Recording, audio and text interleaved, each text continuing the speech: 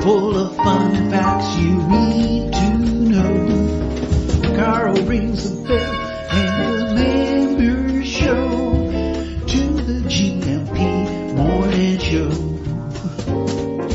Featured guests will come and they will blow your mind. The audience will do so in kind.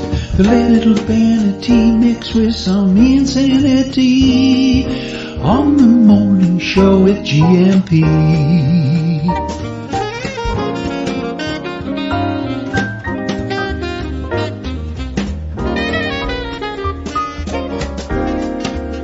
Hey, Gumpers.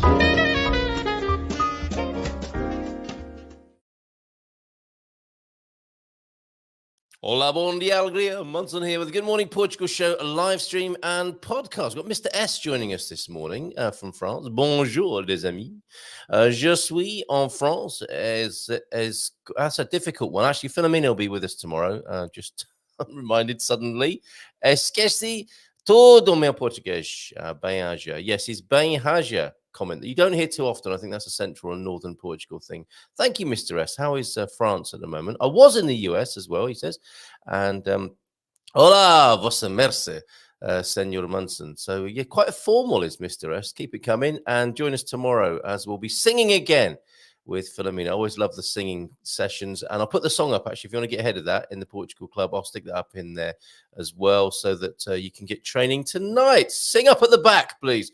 Bon dia, Gumpers, from Jackie this morning, who's urging you to smash that like button in anticipation of seeing Tony on the screen this morning. I'm sure Portuguese are with me in a couple of minutes. Smash that like button, my friends. It will help. It really helps me out, and it costs you nothing. And if you don't, it's ignorant. Oh, I think I might have heard that before somewhere else. Yes. Actually, when you come on, you feel free to do that on my behalf if you like. That'd be great. And then I can play it as a jingle. Fantastic. Coach Turner's in with a God Squad tip of the day. And we'll come back to that a little bit later on as well. And this morning, we're looking at the Portugal news with Tony, see what's caught his eye. I think he's got his panties in a bunch about the new digital ID. Let's find out if that is the case or not. Bon dia, Gumpers from James. Feliz quinta a todos, como va? From James this morning. How are you? Hope everything went well with you, James, in the last couple of days. And bon dia, Portugal from João Ernesto up in the north there. Let's hear that in person. From him, shall we? Oh no, that's Michael there. Well, have I got one of you, João de Nord? Oh yes, I do. And I can't see at this scale. Let me just see if this is the one. Bon dia. No offense to you, Mike, but that's not the one I'm looking for right now. This is not the video you're looking for. Bon dia, Portugal. There you go, resounding across the valley there. And I hope your garden's in better shape. I imagine you tended to it yesterday. And the picture yesterday of the swooning bird of paradise was rather sad, wasn't it? If you feel like that this morning, or like this, I should say, that's what happened. That's some storm damage right there. And of course, love and best wishes to anyone who's still struggling with storms in our community around the world, particularly in Florida at the moment and the aftermath in North Carolina. Hope you're well. Let us know if there's anything we can do for you. Okay, let's give him a nice big round of applause and bring him onto the screen. Hola, bon dia. Bon dia, Portugal. Sorry. To the bang. To the bame. Is it to the? Listen, is it to the bame or to the bame? To the bang. So we need Catty. You definitely come and join us with Philomena tomorrow. I saw you got pulled up on that on your YouTube channel. It's not to the bang, it's to the bang. Yes. Okay. What's the difference? I think you just said the same thing twice. Well, that's how it is to the foreign ear, of course, Tony. But after you've been here a little while, there's a certain level of discernment that comes in. I tell you what, you know, I lived in Hong Kong for years. It's even worse there. Because they have the tonal. You know, the tones. Yeah. So I remember this. Mandarin. Is your Mandarin good? Well, in Hong Kong, we speak Cantonese. Yes, yeah. So, did I do a racism? No, I'm just joking. But yeah. It's you did. Yeah, sorry, goodbye. It's cancelled in 6 minutes. It's Cantonese in Hong Kong. Of course it is. I knew that. Yeah. For example, there's like just to give you an example, because I was a kindergarten teacher there for many years, and there's Gao, for example. Gao means old, glue, water, 9. And anyone who can speak Cantonese will be like, what's he talking about? They're completely different, because Gao means 9, Gao means water, Gao, you know what I mean? This little difference, right? So I had a kid in a class asking me where the glue was, and he said, you know, Mr. Tony, where is the chak gao? And what I heard was dog water. Yes. Dog water. Just outside by the door. Where is the dog water? You know, but yeah, same as and there's lots of words that can be like that, like lock you, 6 fish is what I heard. Lock you, yeah. So lock you, but it means big rain, muito chuva. Yeah. So yeah, I've had this experience before with these languages. You can understand it if it's like, well, Cantonese is even worse because you can't understand it if it's written down, right? But yes, I think can I ask all of how many of us are viewing today? A few more than we've been getting on a Tuesday evening. At which point we might advertise our new show together on a Tuesday evening, where it's gloves off, isn't it? Gloves off. No such thing as a quiet news day for expat Euro news for months. I just wanted to ask everyone's opinion. Do you find Portuguese easier to read than to speak or hear? I've heard. I certainly do. I find it pretty easy to read. You know, I can more or less read the news in Portuguese. Yeah, but I can't speak it. No. I think that is the case for some people, particularly Spanish speakers. If they've got a grounding in Spanish, they can read a Portuguese newspaper quite well. But yeah, and I think, you know, the usual things develop. You know what it's like. You're a teacher. As soon as you begin to tell yourself something is difficult and you start having a syndrome about it, the more and more difficult it becomes. Right? Yeah. And you need an intervention of some sort. So no M is what James is saying. It's not just that. The way you say tudo bem. It's kind of like a hint of an N there, isn't there? Tudo bem. Definitely, there is the there's the sound, but there's something else you add to it in your own typically Portuguese sort of way, with an undercurrent of rebelliousness. It's like a flourish of eccentricity with an undercurrent of rebelliousness. The thing is, though, they take the piss a bit, if I may say that. I think who are we talking about now? The Portuguese. The Portuguese. It's like, hey, bloody try and speak Portuguese. And I'm like, okay. And then it's like, bloody speak it perfectly. You know what I mean? It's like, all right. Yes. Bang. You're getting coaching from every angle now. Just before we do something like that, yeah, bang. When you were in Hong Kong, were you called a guilo? Is that the Cantonese for foreigner? Or the that was always a big debate in Hong Kong as well, was whether that's a racist term. You know? Well, it is, isn't it? Isn't it like the devil who smells of dairy products? Literally? Well, my argument was always very interesting, if I may say so myself. Yes, of course. Well, obviously. Well, it was. I think it was racist, but I didn't care. Yeah. I think it is racist. I mean, it literally means white ghost. You know what I mean? Yes, you know what I mean? So I'm like, yeah, but it's obviously racist. You obviously, and I have been called a guilo. I have had it where in any other circumstance it would be racist. Like we were trying to rent an apartment, and the landlord said no guilos. Is that right? Yeah, you know. Okay, bye. And I had another one, which was like a bit of I was coming out of a car park, and the guy was coming down the ramp the wrong way. Oh, and I was like, "What are you doing?" And he was like, "F off, guilo," and really? You know, do something to your mother that I won't repeat at this time of the morning. And you felt some racist heat there, but you say you weren't too bothered about it. It's all part of the cut and thrust of life. There is it for you? Well, I generally don't think people should be as bothered about it as they are, which I know I know it's controversial, but sometimes I think I'm very old fashioned about this kind of sticks and stones sort of thing. I think some things get elevated out of all proportion, and I think that if you're not careful, you're kind of handing power to people with bad intentions. Yes. Did you know what I'm saying? Like, for example, to put it another way, if I let the word guilo consume my being, you know what I mean? And like every time I heard it, it meant that I had to, like, you know, burn shops down and tip cars over and all that sort of thing. Then I don't think my life would be improved in any measurable way. And not your community neither. I suppose No. what we're not talking about there is the sort of structural or contextual part of that, I suppose. And then they wouldn't rent a house to me. So you had no But on the other hand, there is a thing in Hong Kong called the Guilo Pass, right? And how the Guilo Pass works is this a geographical, like the Khyber Pass, or is this a kind of travel document? Like the Watford Gap, maybe. But as a teacher, I quite often went to people's homes and did private lessons, especially in sort of the early years.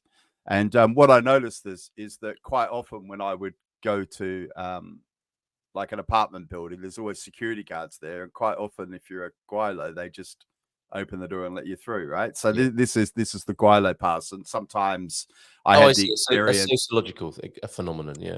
So I had another thing where a couple of times I got pulled over by the police. Maybe I was speeding a little bit or speaking on my phone, and then they walk up to the car and look at you and just go. Really? So that's the Guilo Pass.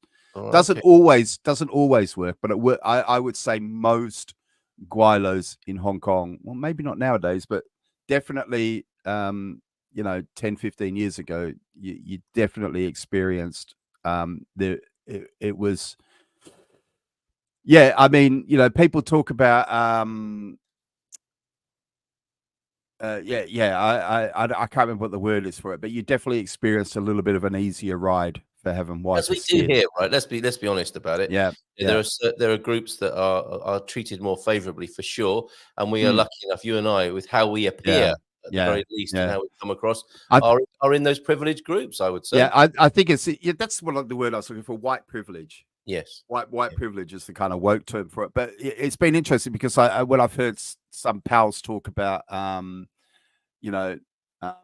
there's no such thing as white privilege, and I've had to sort of say, to be honest with you, I've actually experienced it, benefited from it, blatantly, and benefited it. But I've also seen it. For example, I think I've actually told this story maybe once on this show, or maybe to you in private. But in Hong Kong, when I was saving up because I wanted to start my own business, my own language center, which I did in the end. But to save money to do that, I took on several jobs, like moonlighting after my teaching day job.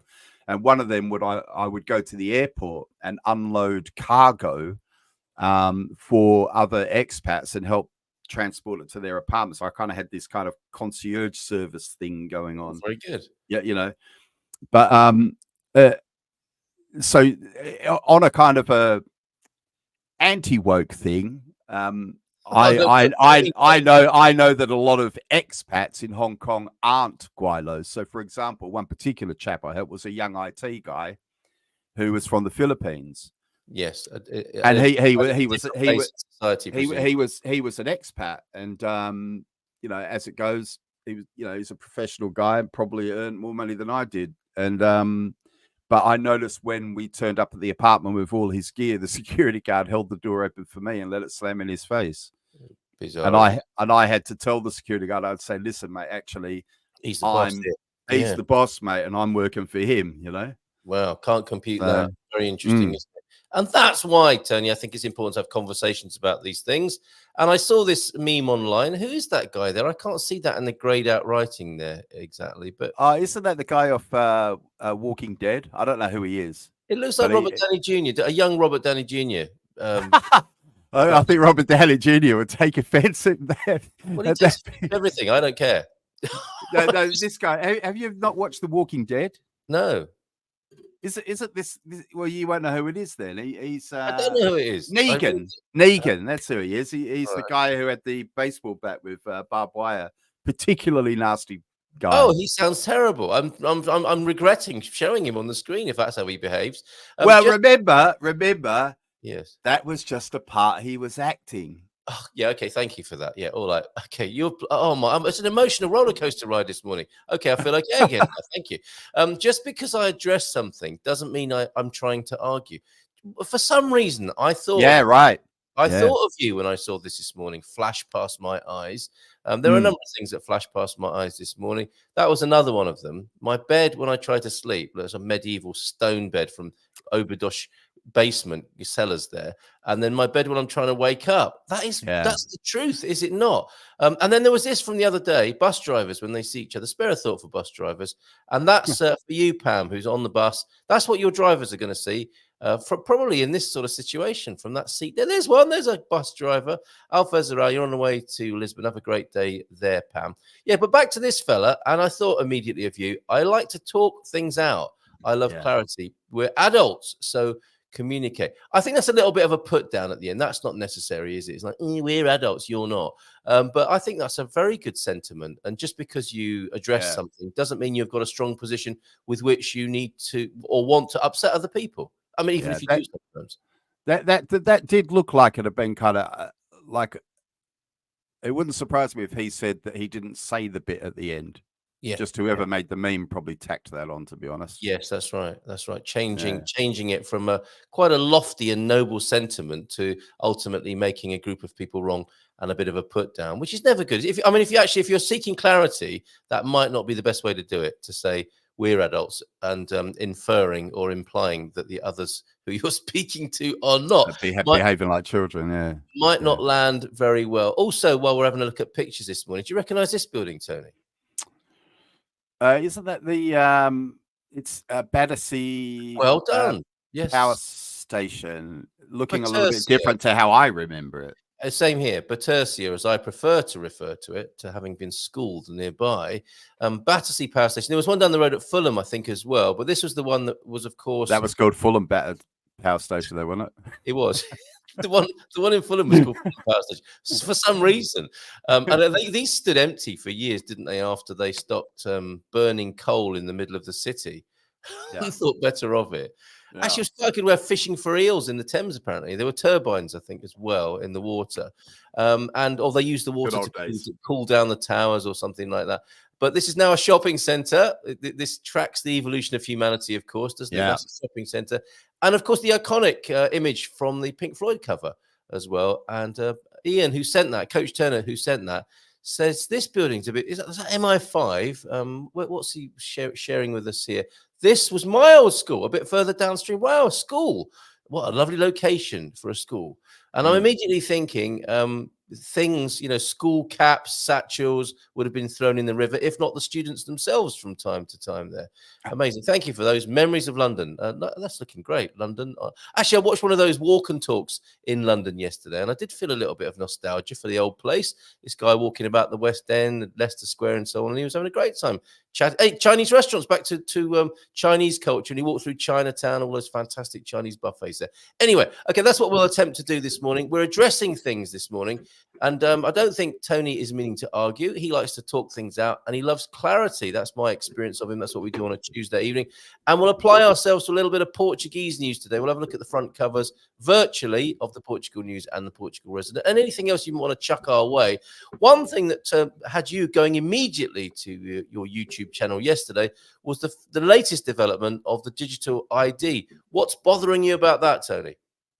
Well, digital IDs bothers me generally because I believe I've seen because I lived in Hong Kong for so long, and we regularly went to China. Like I'm not sure how many people who've never sort of visited Hong Kong, because we always think of Hong Kong as being so separate to China. But for example, I lived in a city called Toon Moon in Hong Kong, and for us it was actually closer to go to Shenzhen in China than go to Hong Kong Island to go shopping, for example. So we regularly went over the border into China, and I've got relatives in Zhuhai and in Zhongshan as well. So and Hunan as well, for that matter. But I've been kind of traveled quite a lot in China. And we saw, I saw the change. I saw, I first went to China during the Beijing Olympics. when it looked as though China was going to start to open up to the rest of the world. And, It looked like it. Well, it did kind of really feel like it was working probably until the mid 2010s, I want to say, when it started getting back into that kind of vibe again of authoritarianism. And and we saw the introduction of the social credit scheme. Did you? I've tried to have conversations with even relatives in China about things like social media bans and things like that, and they don't talk. They just, it's like talking to a politician. You can't have a conversation about it. And now it's to the point. What do you mean? What do you mean? They don't want to talk about it. They're scared to talk about it, or they just wish you wouldn't bring it up. It's impossible to know. It might be a combination of all three. But when I tried to have a conversation, for example, with my brother-in-law about like Facebook, and I know he knows about it because he works in Macau. He lives in Zhuhai in China, and he commutes to Macau. Macau being the ex-Portuguese enclave, is similar to Hong Kong in a way. But when you go to Macau, all of a sudden you can use YouTube, you can use Facebook, you can really, I mean, you walk over the border, and then all your alerts start pinging. Yeah. So I know that and obviously if you're standing close enough to the border, you can do it also. Yes. And I mean, I'm not sure if people who haven't been there understand how close it is. So, for example, when I'm standing in my brother-in-law's apartment, his view out the window is the casino strip in Macau. Yeah, you know what I mean. You're right there. Yes. It's like there's. Oh, so his commute is just to walk across a few streets to get from one country to another. Yeah, exactly. So, it's not quite that close in Hong Kong, but it's pretty close. Yeah, it's pretty close. And all of this to say, you have experienced digital identity, and you is coming here. So what I'm saying is, it got to the point where now you everything's on your phone. All of your digital IDs on your phone. Yes. To get from like in Portugal, I'm just trying to think of a it'd be like trying to, if you want to go from Lisbon to Porto, right? Yes. That's in China, that would be called the Porto Special Administrative Region. It's got a fence around it. Yeah. When you drive up to a border, you have to show your digital ID if you wanted to go to Lisbon, for example. Depending on your credit score, they might ask you why are you going to Lisbon? Why are you going? Or they might not let you out of Porto. Right. Yeah. Okay. Or they might not let you. Well, what was once a conspiracy theory scribe the shows is true. And I haven't been there for 5 yees. Okay. So I mean, this was happening for you over 5 years ago. Yeah. And I remember little things like I often tell the story about so sometimes in Shenzhen, for example, I had to go to government offices, and when you go to like, for example, the car licensing place, and this will have only got worse now.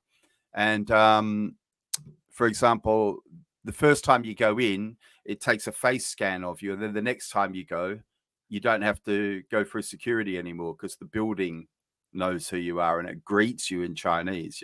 Yes. Yeah. So it's all face scanning and done like that. And you have a social credit score, right? And what that means is it could be things like something you've done in business, or like there's things they obviously do to make the people happy. They say, well, people who've got criminal records and things like that will have a lower score, but it could also be things like you've known to be critical of the party, or you've put bad posts on social media, and things like that. And this could stop you from getting a mortgage. This could stop you from getting a job. This could stop you from even traveling, because the way China's set up, especially the big cities, are kind of like, you can't just go there. You can't, do you know what I mean? You can't move around freely. Like it's almost like lots of little different countries. Yeah. Okay. Yeah. Administration, bureaucratic and security administrations, effectively. And I mean, when you're driving there, it's again, I've never been anywhere like it. There may be other places like it that I just haven't been. Maybe North Korea, I don't know. But like when you're driving in a city like Shenzhen, and you don't notice it until the evening, but when you're driving, it's like every couple of seconds, it's like flash, flash, flash, flash, just constantly being photographed. Photographed, constant. Everywhere you go, there's CCTV. Like in some of the cities, when you jaywalk, the fine is immediately deducted from your bank account. Yeah. And in some of them, they even put like immediately they put a picture. Very Portuguese. Yeah, okay. They put a picture on the like they'll have a monitor near the place, and it'll come up there with your name. Like in real time, has just been fined for jaywalking. No. Yeah. It's crazy. Well, it's very interesting to having this conversation about this with you, because you have that first-hand experience. And I'd like to ask you more about how the Chinese people, I mean, you can't speak for all of them, obviously, but you have a better sense of it than I do, for example, and what that means for us here then. And that's why, of course, you've been, I think, quite vocal and quick to go to YouTube or to record something about it. This is one of the stories in recent times here in Portugal that you're interested in. And there it is, pride of place on your YouTube channel. Please subscribe to the Portuguese channel, because if you don't, that's ignorant. That's dignity.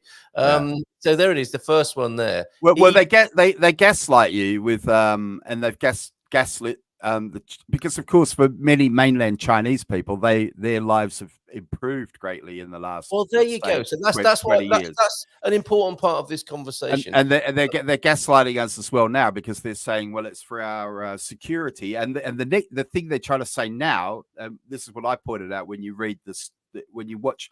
Sometimes when you watch these bureaucrats speaking, they tell you the truth between the lines, because they're lying by gaslighting. This is just my opinion, by the way, because they're lying by gaslighting. Sometimes you read between the lines. So they'll start the conversation by using words like "it will be voluntary," and then they'll accidentally say something later on like "this will come into force." Yes, the voluntary thing will come into force. Yeah, in the same conversation, and then they'll say things like, "Oh, this will." So I mean, I went through a news article that was in the Portugal News, I think it was, and who, by the way, it's sometimes their translations are a little bit so, but sometimes I'm quite impressed by the stuff they report. You know what I mean? I think they kind of fly under the radar a bit because they're in English. Yeah, the Resident do the same, I think. Yeah, but some of the stuff they report, I think, that wouldn't be in the Portuguese press. That wouldn't be the Portuguese press. And again, that's a benefit for us being foreigners, isn't it? Exactly. This is an example of, you could say this is maybe an example of, if not white privilege, expat privilege, I suppose, which is another thing. Yeah. But there are two parts to that, aren't there? I think there is we're too small to be worried about. So you kind of let those rumblings happen. But also it's hard to track as well, isn't it? It's like, the nuance can be put forward in a way that might not be immediately understood. It's just like dissident journalism. Yeah. By accident, so it's always worth looking. I like both. I like both of them for different reasons, but they both do that. They both report on news that may otherwise go unheard of, but or be editorialized in a different way. Or be editorialized in a different way. Exactly. I mean, they like. I mean, just to give you an example, and it's one I know that you spoke about. I can't remember who the reporter was who spoke about the Natasha Don. I think you're probably talking about. Natasha Don has a very, very good view on a rounded view. And I mean, I reported her piece on YouTube and got a strike. Did you? From YouTube? Yeah. So that will give you an example of how free in a way they are to report, because I literally reported her piece and got a strike for misinformation of YouTube. Well, there are all sorts of interesting reasons for that, I think, with the Resident. But anyway, I want to come back specifically to the digital ID thing, and you set it up beautifully there as a personal experience and being in a culture where it's already very firmly part of life. Is it? Let's say you live in. There's something very interesting to me about how when countries are being reported on, or wars for that matter, there's a Ukrainian war at the moment, and there are people who live in Ukraine who are unaffected by it. However, when you hear about the Russia-Ukraine war, you would think that every street is on fire. And God forbid, I'm not making a this is not in any way. Hong Kong protests were like that, weren't they? Exactly, and it's always the same everywhere you go, especially with a country like China. It's huge. So when you see something happening in China, that might mean just a tiny bit. Is that the case with digital ID? Is it a city experience? And are it's definitely mostly the cities. I mean, you can see it in Portugal, to be fair, can't you? Well, I mean, you can't drive a tractor around with no number plates in Lisbon, can you? You know what I mean? Yes. Well, although I did see a vehicle, I think it was one of those old sort of Matavelia, old guy killer cars, and it had a hardboard wing on it as well, cable tied or tied on with string going down the Marginal in Lisbon. I thought that's why I love this city. But I take your point. People do behave differently in towns and cities, and that will be the case here, won't it? The hotspots for the digital ID will obviously ultimately, and I know I've said this before, and interestingly, people are going to think I've got a secret crush on Katia because this will be the third time I've mentioned her just in this particular show. But interestingly, I remember her agreeing with me on this point because this is something that the World Economic Forum has described, is that eventually there will be a certain elite and people who kind of buy into this kind of globalist digital ID sort of scenario who live in the cities. Yes. And they actually describe the left, they call them the left behind, which is the people who choose to live in the old, rural villages and live that kind of different off-grid kind of style life. And that's an accepted part of this philosophy or life view, is it? That those people will be left, will they be left behind and left alone? Well, I think, Well, I've spoken about that before. I mean, I would certainly want to be in the bit outside, but if you've been like me and you've watched a lot of kind of dystopian movies, that can be does it? It can be good or bad. I mean, but yeah, you watch a movie like Demolition Man with Sylvester Stallone in it.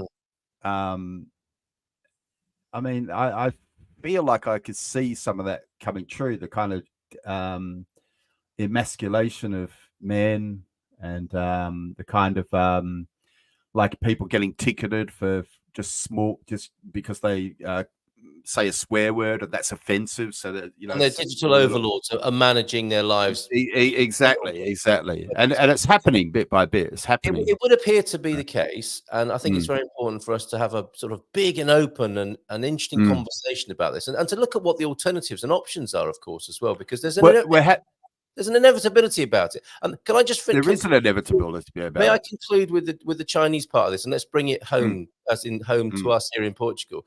How, generally speaking, do Chinese people feel about what they're experiencing in your experience of talking to them, seeing them operating? I think most of them are very happy because of the convenience, the convenience angle, right? Which is also the gaslighting I see from the EU, who's talking about it now. So they'll say things like, well, it's going to help you. Again, they say it's going to help us at border controls, right? And and of course, my question again was, hang on a minute.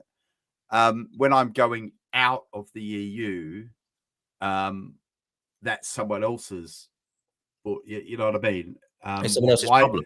What are you talking about? So what borders exactly are you talking about? And I also said that in the context of knowing that some EU countries have recently started doing border checks again, right?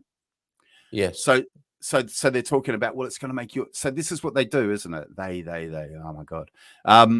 They're going to make our life easier and they're going to protect us, right? Where have we heard this before? It's going to make it easier for you. It's going to make it, frictionless and Yes. And to me, I drew a parallel with something else that I thought probably a lot of my subscribers would agree with me on, is I don't like to use the self-checkouts in supermarkets. I do sometimes, though. I must admit. So, for example, my local Pingo Dos, they've introduced self-checkouts, but what happens now is I keep meaning I want to have a word with it. There's a guy I know who works in there because he's also doubles as my postman. This is the kind of small town Portugal that I live in, right? But you know, I want to say to him where, just for example, the other day I was there and the queues were pretty long, but I could see that a couple of the checkout people were doing other things. Like one of them was washing the security alarm thing near the door. Well, they could have been And on a I'm till. like, yeah, you know, and so what I did, because I thought, well, that's annoying, so I'm going to go and use the self checkout. Yes, and so I'm and going then to you say get to him, look, conditions. surely if you were them, you It's would called go, Shirley. oh shit, I'm gonna open a checkout because otherwise I'm going to lose my job to this bloody robot. Yes. You know. Yeah, and they might say, "Well, I don't like this job anyway." I mean, this is all part of the same conversation, isn't it? Like jobs worth having and so on. I mean, presumably he's there because he's earning money, not because he loves the particular job. I don't know for sure, but this is all part of it as well, isn't it? Yeah. Sometimes I want to say to people, you know, did you ever go backpacking and do all that kind of kind of nasty jobs? I mean, I did, and I've done nasty jobs, definitely, yeah, but not. Yeah, I mean, I've done some really nasty jobs, and sometimes you might want to say to people, well, it could be a lot bloody worse than working in Pingados. I could tell you don't that. Get me wrong. I'm not knocking it. I'm not knocking work. Mm. What I'm talking about is how people, if they're not particularly attached to what they're doing, they might not be sorry on one level to see it go. And if, you know, it's like it's all maybe part of this conversation is everything that's being done to us, isn't it? That's what I find fascinating about it. And that's why I'm interested in the Chinese experience. So I don't know anyone over there. You're my connection to that. And I'm very interested in human behavior and how people drift into this. And that's why I said I think it's an inevitability. It's based on convenience, isn't it? It's based on legislation, and it's very likely to happen. A lot of people in, especially in those southern cities, like Shenzhen, I mean, it's they call it the biggest migration in the year. So on Chinese New Year, when everyone in Shenzhen gets up and goes back to their hometowns, it's considered to be the biggest human migration in the world. Right. Like literally millions of people. And I've joined it, and it's an unbelievable experience going down like an 8-lane highway that's just absolutely rammed with people going back to their rural roots. And many people have been lifted for the holiday, for the Chinese New Year holiday. So many people have been lifted out of poverty. And I mean, I've been to rural China. So I went with my brother-in-law and some other family members, Chinese people, out to Hunan, to their old rural village. And of course, that money gets back there as well. So people are prepared to. So, you know, I've been in a house. It's quite funny. I've been into a big, kind of posh, nicely built house where people are putting cigarettes out on the floor in the dining room. Right. So what I'm saying is, I'm not insulting them, but I'm talking like in the real use of the word provincial. Yes. You know, but like a nice new Hyundai parked out the front, a gold watch. Yes. The trappings of but they obviously don't know how to behave. You know what I mean? It's really quite funny. Because it's very new money, and so a lot of people have been lifted out of poverty by the regime there, and so they're prepared to put up with, in my opinion, from what the I saw, inconvenience. Yes. They're willing to tolerate quite a lot, and of course, if you know, not everyone gets a bad social credit rating, do they? No, that's right. It's just the likes of us who probably who feel like we can't help ourselves. Well, what you do is when your Guilo relative from Hong Kong comes and starts asking you whether it bothers you that you can't use Facebook, you just look at him blankly like you don't know what he's talking about. Okay, yeah, fair enough. Or you presumably in a very sophisticated version of this society, you buy a better credit score. But anyway, let's not get into that right now. That's where it goes, isn't it, with human beings? Right. We'll come back to this. I'm very interested to hear what your thoughts are on the subject, because it is heading this way, it would appear, and that's why the Portuguese has recorded not just one video. This is the latest in a series, I feel, 3 videos about the digital ID for Portugal. And interestingly, you mentioned about, you know, the comparison between city life, which is all about the social credit score, and rural poverty. And suddenly rural poverty is looking a whole lot more attractive, isn't it, for people? And people are moving to Portugal to enjoy rural poverty, aren't they? Yeah. within the context of this whole conversation. I know it's relative. I'm not making a virtue of suffering or in being insulting to people. But we've got lots of lovely comments here. Fantastic. Thank you, everybody. Especially going back to learning Portuguese, of course, and smashing that like button. I don't know even if we're going to get a chance to talk about this topic today, but I am measuring the days of sunshine, Tony, and the balance is in my favor, but only just, I got to say. Thank you. Smashing the like button will make the sun come out, so please do that. Bon dia from Pam, who is going to Lisbon, as she told us, and we even saw the pictures of that. Carl, it's ignorant meme. I thought it was saying that's dignity. I thought it was saying they's dignity or that's dignity at first, I've got to say. Jackie also says, I can read it, but only understand a few words, but it helps with learning. Absolutely. Keep reading, keep watching. Nunu recommended some old black and white films to us, which we started to watch last night, and my kids were picking out some words on there. I did incentivize them. I was paying them in a fit of pique, saying, I'll give you 2 cents for every word you can understand. And it cost me dearly. Portuguese is difficult, but not impossible. You just need lots of practice. Join us tomorrow with Philomena.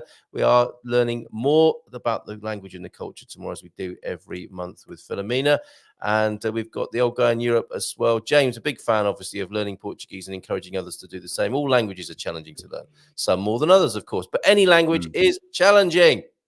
Yes, Mr. S, it's difficult to learn a foreign language, but there are some people who don't even try and say hi or thank you in French, for example. Yes, don't be that person. Pamela Smith, I'm not finding it easy to learn, but communicating with Portuguese people who don't speak English is always fun and an adorable experience. So there you go. That's lovely to hear. Life is difficult, so I think I'll just not even try. Yes, that gets a bit harder, I suppose, than just the language. Agree, Mr. S, says Jackie. When people don't try, it's pure laziness. Going back to Hong Kong now. Morning, Ray. Good to have you here with us this morning. What time is flying with the Portuguese, as it always does. One of our wine clients was Stanley Ho from Macau. I always love sending him a Christmas card with Bon Tal, ho, ho, ho. Very good. Learning to walk was difficult, at least in one point in all of our lives. Anyone just decides to not even try. Not many kids. Well, you get a lot more encouragement to learn how to walk than you do to learn a foreign language, I think. But to take your point, Jules Tours in London, brilliant on YouTube. Yeah, loving these walk and talks. And talking of nostalgia for your old place via YouTube or the telly, I saw a bit of this. The publicity is very good for this new northern sitcom. Felt a bit of nostalgia for Bolton, says Pam, after watching Alma's Not Normal. There are some cracking stereotypes in the vein, I think, of the royal family. It's very good, the little clip I saw. Bon dia todos. Can't be bothered to get a VPN and iPlayer, however. I can find a different way to see that. What was once a conspiracy theory. That's what we're talking about basically this morning, isn't it? I was in Beijing in 98 when Portugal handed over Macau to China. Guterres was the PM, Portuguese PM, and came to our trade fair. He's gone on to bigger and better things, isn't he, Antonio Guterres? I had a brain injury, couldn't write or read for many years. Recently, I passed a TEFL, and if I had not tried, I wouldn't have done it. Huge thanks to our own Portugal influence. If you don't try, exactly. Digital ID, says Jackie, on addressing the other big subject of the morning. It's all about control. It's getting stupid. In UK, you can now go to prison for not registering your budgie. No, that's not a joke. We're going to talk about that. You don't know about this? Yeah, you've got to register birds now, haven't you? And people register rubber chickens and frozen chickens, which I think is very British and very funny.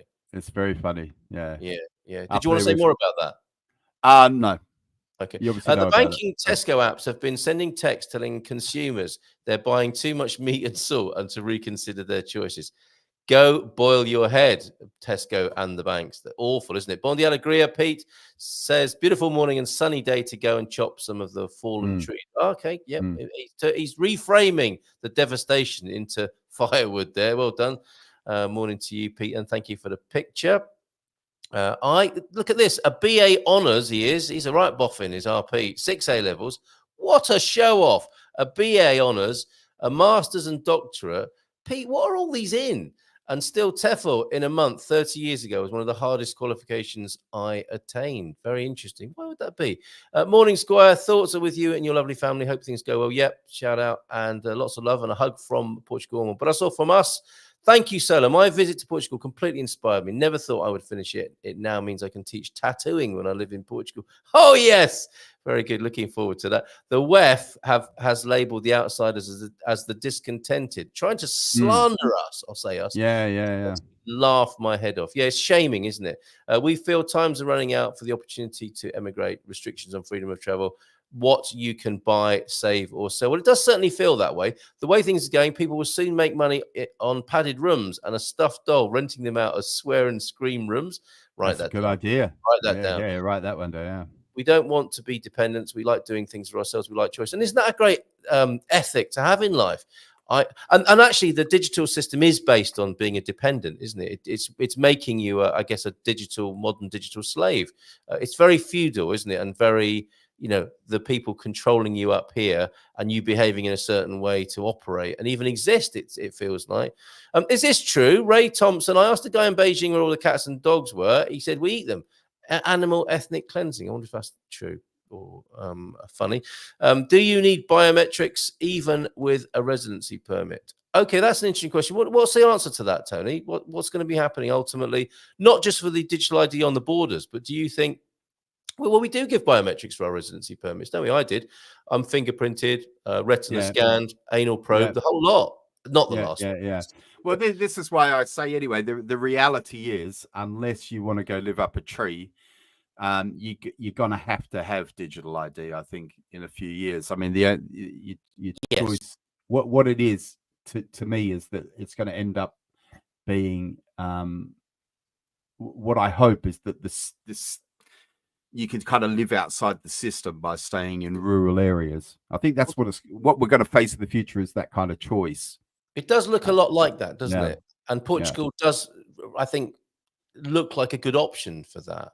It's as though in the scheme of human history. I mean, we love looking back at history we're not involved in, don't we? Because of the thrills and spills of ancient history and all the dramas and death and destruction. But it's not so funny when we're involved in a part of it. And I think this is a part of it we're going to be involved in that some of us might not enjoy very much. But like we said before, there's an inevitability about it. And it's about how to cope with that, isn't it? And maybe for some people, it will be becoming one of the disaffected, the unhappy, or whatever those people are being shamed as. Yeah. Well, I mean, someone mentioned on my channel about countries in Asia where you already have to give you biometrics. And I know, for example, Malaysia, for example, has my fingerprints, and because I've been on holiday there and I had to do all that to go there. So what for me it is at the moment, the authorities in Malaysia, despite having they haven't got all of the information, they've got some of it, so they can't, like, if I do something to upset the Malaysian government, but it's like I say, it's like Zoolander. No, but you know what I mean, though, Derek. Like if I do something to upset the Malaysian government, it's not like tomorrow I'm not suddenly not going to be able to get any cash out of my bank account, right? But it can happen here. What's more important, Tony, is it can happen here, and it can already happen here. But that's what I mean. You put a lot of faith in your government, right? Don't you? Yes. And I don't have much faith in my government. No. So I don't want them to have that. I don't want them to have that much control, because people are saying, because you hear people say, well, if you're not doing anything wrong, but there's things that I want to be able to do that the government probably thinks is wrong. You know what I mean? Like, I want to be able to criticize. Like, you ever look what's happening in the UK at the moment? I mean, people are. I mean, some people have said things on Facebook, for example, and ended up in prison, and they're not things I would have said, and they're things that probably they wish they hadn't said either. Whether or not they went to prison, they probably by the next day thought they shouldn't have said them, that kind of thing. But did they deserve to be in prison? So what I'm seeing is I think there's overreach. Yeah, there's overreach by governments that 5 minutes ago we would have thought were reasonably. I wouldn't have thought UK was a totalitarian. It depends where you are and what you said. It's contextual and momentary, isn't it? Of course, it can be. Yeah. But what if you're in the wrong place at the wrong time and the wrong person? But what I mean, so I mean, for example, in Hong Kong, when I first got to Hong Kong, it was very normal to criticize the mainland government and the CCP, whereas now that will get you put in prison. Is that for right? example. Yes. So And things have and shifted and there. and in Hong Kong, people have already ceded a lot of their freedoms to so we had things that even in Hong Kong, like you know, the UK gave lots of Hong Kong people their the B&O, you know, the B&O, the B&O No. British, they had this passport called British National Overseas, Okay. Yeah. which didn't really give you any extra rights, but it was something that when the handover happened in Hong Kong, you could either come back to the UK straight away, or you could have this B&O passport and stay. And some people took the B&O, and then after the umbrella movement, the recent political Yes. strife in Hong Kong, of course, Britain said, look, if you've got a B&O passport, you can come and live here. Yeah. And the Hong Oh, Kong sorry, government, not that one. No. Okay. All right.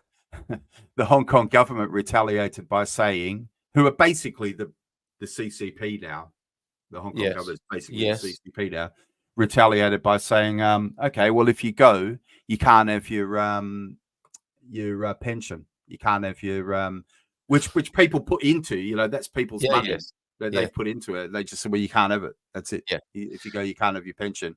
And we might even look at seizing assets and all this sort of stuff. So I was advising people. I said, listen, put your B&O passport in your underwear and fly out on your Hong Kong passport, and then pull your B&O out when you get to, and there's that sort of thing. And apparently, well, you know, apparently I've got an arrest warrant for me in Hong Kong. So What for giving out such advice to people? well, they won't tell me. I've spoke to the police there, and they won't tell me. They said, just come back. Come back, and we'll talk to you about it. Come back and we'll talk to you about it. Yeah. So But when you apparently, go- I've Oh, my broken word. I've broken this national security law, as they call it. And it could be Really? as simple, it could be as simple as something I Gosh. said on Facebook or whatever. But Wow. you can't criticize the CCP now in Hong Kong. And No. Hong Kong people have got themselves so in, they're not as bad yet as China, but with things like Octopus card and they've got a number there called a Tentacles in every area of your life. That's the yeah, strapline. your Hong Kong ID number. Yes. And I think I've said before, it's a pro and a con, because where in Portugal, the amount of different numbers you have makes things complicated, right? So you've got your NIF, you've got your social security number, you've got your, you know, it's all different numbers. In Hong Kong, you have one number, Yes. right? So your HongOng ID is your library card, your driving license, Really? everything. Which does appear to be very efficient and a utopian dream, doesn't it? But of course, it's all about intention as ever. Right. Yes. So, and who you're of giving course it can be used against you very quickly. So suddenly your driving license can just not work anymore. Wow, very interesting. Yeah. My old school alumni, Chris Patton, gave Hong Kong to the Chinese. Isn't it funny to think that one man can do that? Compare that to Portugal or UK, bit of a reality shock, absolutely. And the Chinese police and army don't muck about. And guess who owns your electricity in Portugal? Right. Yeah. They wanted €5,700 for an online PLA course. What's that? I'm not sure what that means. People's Liberation Army? Yes, possibly. What, you could do an online course with them. Interesting contrast. According to morning, John. According to one survey of trust in government, China ranked first. You see, that's what I was asking you about. Yeah, but you wouldn't say that you didn't trust them, though. Okay, yeah, with 79% and the United States 22%. There you go. So where you're allowed to dissent, the figures are terrible. I love G. How is this going to look on my social credit score, I wonder, where it's not an issue and you can say, I've got no confidence, 22%. Whereas if your life and everything, your turnkey digital life depends on it, of course I'm satisfied with this government. I love them. Anything else I can do for you? Methinks ideology has something to do with that. And that's amazing, John. Thank you very much for those statistics there. So what remains then in the last 5 minutes or so of our show this morning is, is how to stay upbeat about this, I think, and what practical solutions you can muster as a result. I mean, certainly rural life in Portugal does look very attractive if the direction of travel in the big cities is all about measurement control. And it is here. One thing I wanted to mention is when I got into a big pickle with all my personal finances and taxation situation here, I went to the cash machine one day and it was shut down to me. And one of my debtors, is that who they would be? Somebody who I invoiced was called by the government and told to pay the government direct and not me. Now that is the sort of stuff we're talking about, isn't it? And that's everyday stuff here in Portugal. We're do have that. Portugal's crazy. I mean, I've spoken to people about this who talk about coming here because of this. You know, and it's something you were speaking about before. How when you're an expat, it's not just you get that freedom, but also you're kind of insulated in a way, like you don't know what's going on. But actually, Portugal is much more tyrannical than England in many ways. Yes, but in a way that's not obvious and is still overall very conducive to a decent way of life. Because that's what we're talking about here, isn't it? It's weighing up the balance. And all these ideas of tyranny and totalitarianism, like I said before, you know, probably all countries have always been like that. If you're the wrong person in the wrong place, the wrong time of history. But I guess it's assessing the bigger picture, isn't it? It's like, okay, that's true, and this is what you and I discuss a lot, isn't it? Opposite things can be true at the same time. It can be seen there's as there's context, right? There's always context, and it can be seen as tyrannical, but it can also be seen, and it is seen and enjoyed as an amazing place to have your life. So it's very complicated or complex. Was that survey conducted via WeChat? Then I guess most negative answers were deleted. Probably no one was ever asked, to be honest. Yeah, there's no need to ask people, is there, with a survey? Those trying to control, I wish them luck. I got no control over myself, so how they're going to accomplish that is beyond me. So yeah, I do. You know, I think it's very interesting. Again, you know, foot on the gas, foot on the accelerator. Trying, not both, the gas and the brake, and we're moving perhaps into or developing the consciousness of like, yeah, I can see that's true, but I can also see that that's true, which is a completely opposite to be considered in the same mind. And these are the issues we're living in, perhaps, aren't they, when weighing up such issues. And it is easy, I think, to get a little bit depressed and upset by it, which I think inspired your video and a lot of the comments, obviously, that come in as a result of making a video of that kind, but also balancing that with, generally speaking, if you pretty much sail the right side of things, this is a fabulous place to be. Where else are you going to go?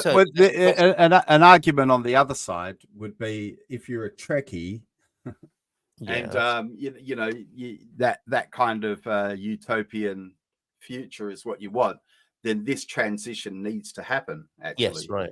This transition does need to happen. So, yes, you know, it's we are in a transition, aren't we? And yes, I have to accept on some level that it's possible that I'm wrong, and that actually, you know, everyone having a digital ID and a kind of a, you know, all this universal credit and all, because as I've said to you before, Carl, sometimes I worry that I'm not giving things their dues because I think you can be ideologically captured without knowing that you're ideologically captured. Do you know what I mean? Yes, definitely. Sometimes you have to think, you know, maybe this is the best way. I just don't know, you know. But I do think it's inevitable anyway, you know. I agree with you. And how are we going to, going back to the East, how will we Tai Chi and flow with that inevitability? God's God tip of the day, then, as I've mentioned on a number of occasions, falling is one of the big dangers as we grow older. We take longer and longer to mend until eventually we don't. So it's worth avoiding. Here's some simple exercise for leg strength that will help you stay upright. Stand sideways on the stairs with one foot on the step above the other. Oh, this looks like fun. Keeping the lower leg straight and hips horizontal. Straighten the upper leg quickly, then lower down again.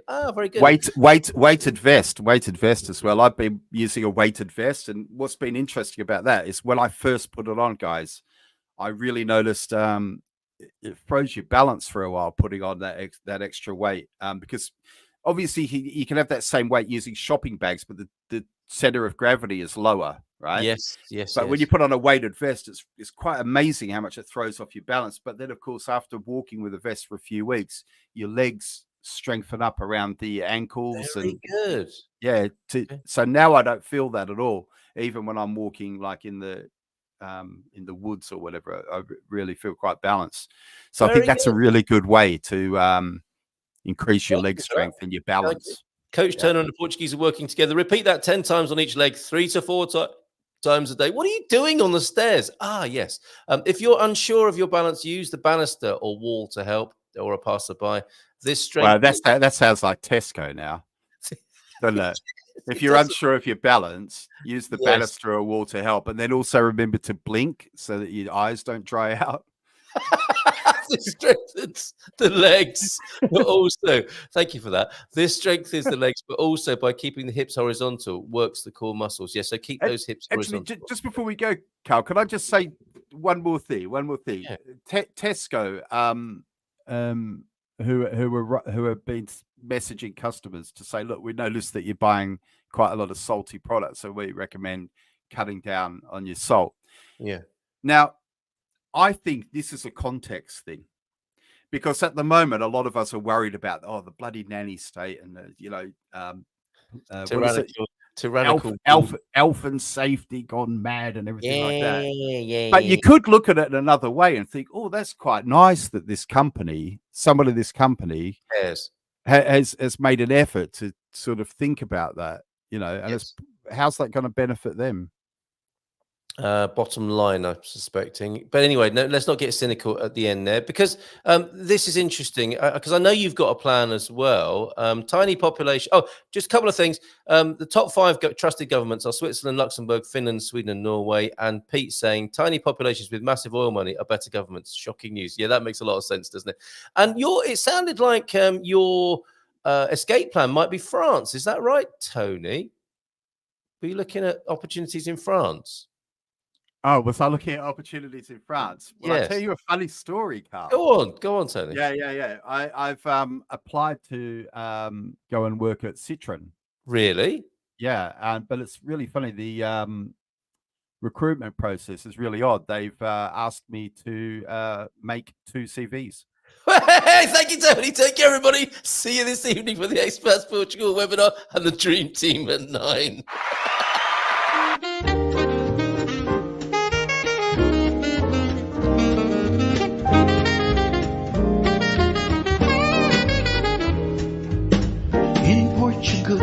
There's a YouTube show full of fun facts you need to know. Carl rings the bell and the members show to the GMP morning show. Featured guests will come and they will blow your mind. The audience will do so in kind. The little vanity mixed with some insanity on the morning show with GMP.